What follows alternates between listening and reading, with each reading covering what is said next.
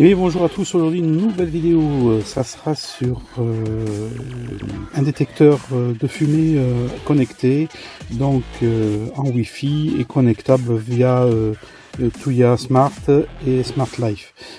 Donc je l'ai reçu, donc boîte no name, hein, où on ne sait pas ce qu'il y a dedans. Voilà. Donc on va voir ce qu'il y a dedans maintenant. Voilà, dans la boîte a été fourni donc un détecteur de fumée, hein, donc Wi-Fi connecté, comme j'ai dit au début de la vidéo pour Smart Life et Tuya Smart, et fourni un jeu de vis de fixation pour le fixer. Bon, voilà. Et après, rien d'autre, pas de documentation, rien du tout. C'est vraiment du no-name, donc on se débrouille tout seul. Donc on va se débrouiller tout seul. Donc cet appareil, comme vous voyez, aucune étiquette, rien du tout. Bon, c'est peut-être pas cool, mais bon, qu'est-ce que c'est comme ça. Donc comme tout appareil, il s'ouvre de la même façon que tout détecteur de fumée. Et dedans, hop là, et ici, dedans, on mettra une pile de 9 volts pour pouvoir l'alimenter.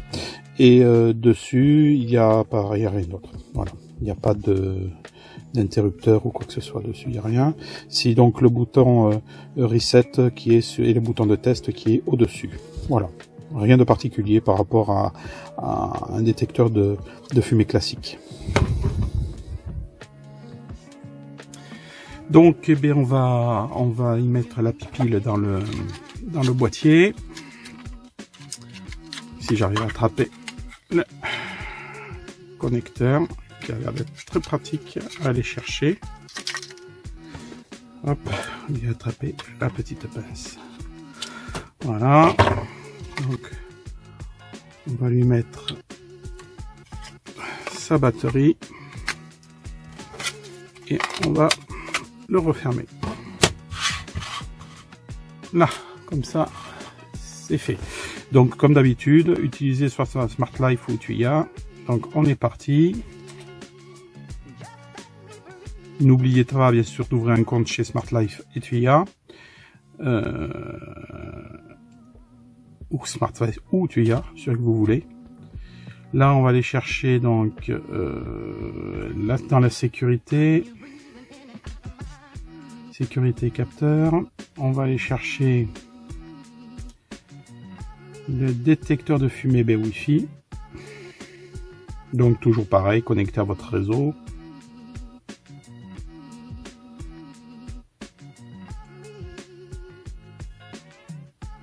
Et là, pareil, on va appuyer 5 secondes.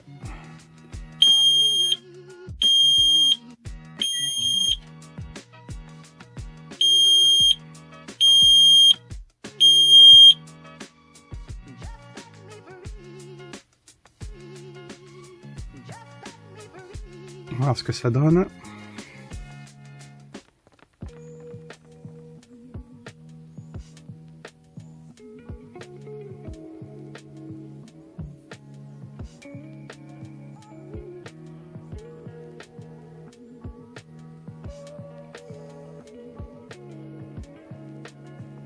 Voilà, disconnect. Comme quoi, c'est simple à connecter. Voilà, c'est réglé. Hop, je coupe l'autre alarme parce que j'ai sur les autres téléphones aussi. Voilà, c'est fait. Donc voilà, il est connecté maintenant sur mon réseau. Donc il est connecté sur le réseau. Maintenant, on va voir quelles options il peut offrir. No smoke alarm, donc il détecte aucune fumée pour l'instant. Tant mieux. On va pas tester avec la fumée, hein. C'est pas la peine. Je pense que ça fonctionne bien. Il n'y a pas de raison. Et puis j'ai pas de fumée. Je sais pas comment générer, ou alors craquer une allumette. Je vais voir éventuellement. Mais bon, on va pas s'embêter avec ça. On va regarder les options. Donc au niveau des options, bon, il nous indique la batterie, ce qui reste en énergie dedans. C'est sympa à pouvoir contrôler. Après, dans la configuration, il n'y a rien de spécial, hein. Les configurations habituelles de tous ces appareils connectés, scénario, bon, je vois pas l'intérêt, mais bon, après il y a peut-être des choses intéressantes à faire, mais bon là, à l'heure actuelle, je vois pas d'intérêt de faire des scénarios là-dessus. Et pareil, partager, bon, enfin bref, toutes les options habituelles que l'on a sur ces appareils-là. Je vais contrôler la mise à jour pour voir s'il est à jour. Mise à jour automatique confirmée. Voilà, je le mets en mise à jour automatique. On verra s'il y a une mise à jour à faire. À première vue, j'ai pas l'impression qu'il y en ait.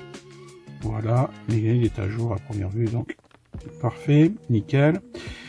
Et après, eh bien, dans les paramètres de l'appareil en lui-même, eh bien, donc on peut couper l'alarme si on veut, on peut faire on peut désactiver le test d'alarme, c'est-à-dire si vous faites le test d'alarme, ça évite que sur le téléphone il sonne, mais je vois pas l'intérêt parce que ça permet de savoir si le Wi-Fi est toujours bien connecté. Et puis donc il vous indique le niveau de batterie, et puis vous pouvez le mettre, les couper si vous avez besoin de les couper pour une raison X ou Y. Bon, voilà. Donc voilà, à première vue, rien de compliqué sur la configuration de cet appareil. Donc on va faire maintenant un test d'alarme manuel pour savoir si les informations sont bien envoyées sur votre téléphone.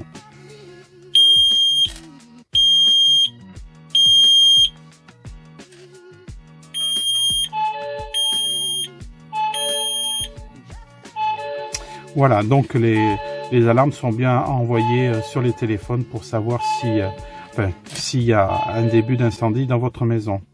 Donc ça fonctionne très très bien à première vue. Allez, je tente le drop. On va faire un test de fumée rapidement. On va essayer de voir si ça fonctionne, mais on va le faire rapidement. On va pas enfumer toute la maison pour ça, hein. Donc, eh bien, hop.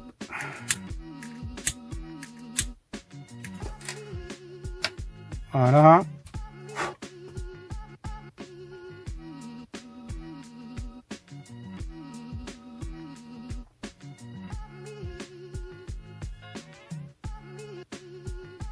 Je sais pas où est le détecteur dessus.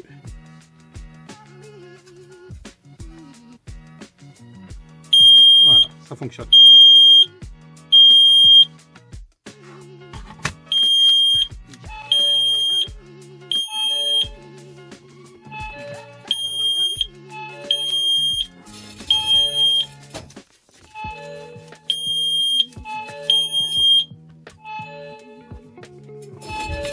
Donc c'est bon, ça fonctionne. Le détecteur de fumée détecte bien de la fumée. Donc super, ça pue la fumée maintenant. Donc il vous indique quand même le taux de, alors je pense que c'est le taux de niveau de dioxyde, pas de dioxyde de carbone, mais d'opacité des fumées, je suppose. Il faudrait que j'aille me renseigner pour ça, pour voir ce que c'est correspond. C'est 9,9 ppm. Je vais aller voir ça tout de suite. Donc à première vue, c'est le taux de monoxyde de carbone dans l'air. Bon, à première vue, c'est pas prévu qu'il y ait cette fonction dessus, mais bon, c'est une option supplémentaire, tant mieux. Finalement, j'avais pas la documentation, mais parce que sur AliExpress, là où je l'ai acheté, à première vue, donc il y a la documentation qui est en ligne. Donc dedans, on a mis une pile de 9 volts, hein, une 6LR 61. Grosso modo, la température de fonctionnement est entre 0 et plus 50 degrés, donc évitez de mettre dans le congélateur. Le taux d'humidité 95%, c'est bien écrit, pas de congélation, et l'alarme pousse le bruit à 80 dB. Et quand la batterie passe en dessous de 7 volts, donc vous avez une alarme qui va vous indiquer qu'il faut changer la batterie de votre détecteur Wi-Fi. Enfin, de votre détecteur de fumée. Voilà. Donc il y a toute la documentation sur le téléphone. Vous voyez la documentation pour installer l'appareil. Bref, tout est inscrit sur le téléphone. Enfin, sur AliExpress, quoi. Voilà. Donc à première vue, pour désactiver, parce qu'il est toujours en mode détection de fumée. Ah, j'ai peut-être pas regardé sur l'application si on peut désactiver à distance. Si je fais ça, voilà. Non, à première vue, j'ai pas l'impression qu'on peut le désactiver à distance. Donc il est indiqué qu'il y a une alarme, mais on peut pas le désactiver à distance. Clear. suffire. Ok.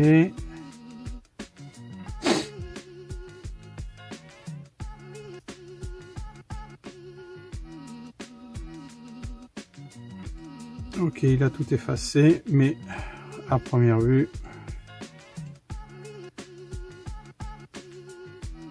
il a enregistré. Bon, après, ça reste un détecteur de fumée. Donc, si vous voulez, une fois qu'il y a de la fumée, c'est qu'il y a un pépin dans la maison. Donc, on va désactiver directement l'alarme, comme ça, parce qu'à première vue, on ne peut pas le désactiver. Enfin, je n'ai pas trouvé de solution pour le désactiver. Ah, mais il se met toujours en alarme.